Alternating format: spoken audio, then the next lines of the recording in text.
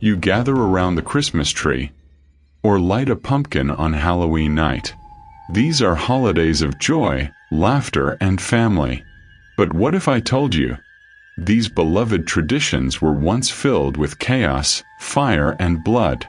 Tonight, we uncover the dark origins of Christmas and Halloween, and what history has been hiding from you for over 2,000 years. 1. Christmas, the festival of Saturn.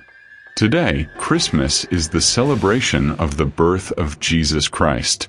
But in truth, no one knows when Jesus was actually born. So why December 25th? To answer that, we must return to ancient Rome in the 1st century BC.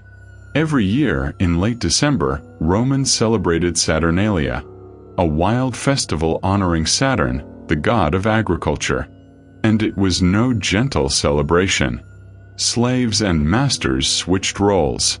For 1 week, slaves were allowed to insult their owners, feast like kings, and even be waited on by their masters. The streets filled with gambling, feasts, and drunkenness. Order collapsed. Chaos reigned.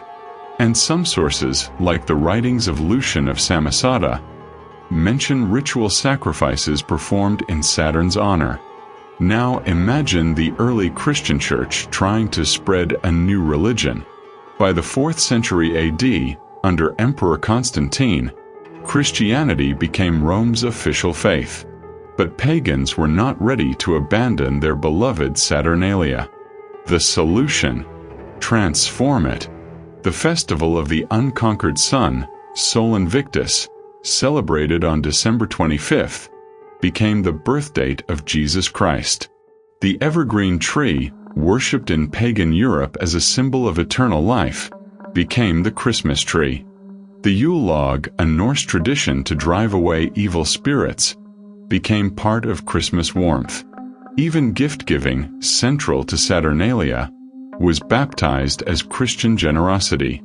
So when you gather around your Christmas tree, you are not just celebrating Christianity.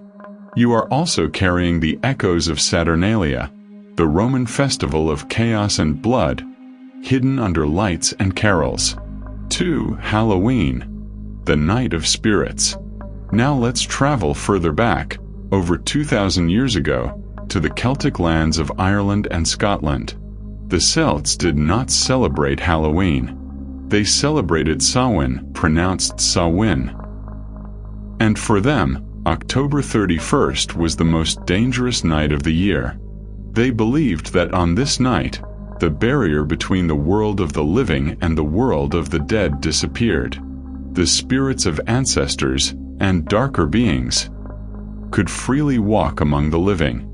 To survive this night, villagers lit huge bonfires, hoping the flames would scare away wandering spirits. They wore masks and animal skins, disguising themselves so the dead would not recognize them. Families placed food and offerings outside their doors, gifts to the spirits, hoping to avoid their wrath. But darker rituals existed too. Archaeological finds, burned bones in pits, suggest that blood sacrifices were offered to the Celtic gods for protection and a good harvest. Imagine a small Celtic village, gathered around the fire, offering life to keep death at bay. Centuries later, the Christian Church once again faced a problem. Samhain was too deeply rooted to erase. So, in the 9th century, Pope Gregory III declared November 1st as All Saints' Day, and the night before became All Hallows' Eve. Slowly, Hallows' Eve turned into Halloween. But the old traditions never died. They just changed form. The turnips the Celts carved into lanterns became pumpkins. The disguises to fool spirits became today's costumes. The food offerings became candy, in the tradition we call trick or treat. Halloween is not truly about fun or candy. It is the survival of one of the oldest festivals of fear, where the living prayed to keep the dead away. History hides in plain sight. And sometimes the joy of today is built on the fear of yesterday.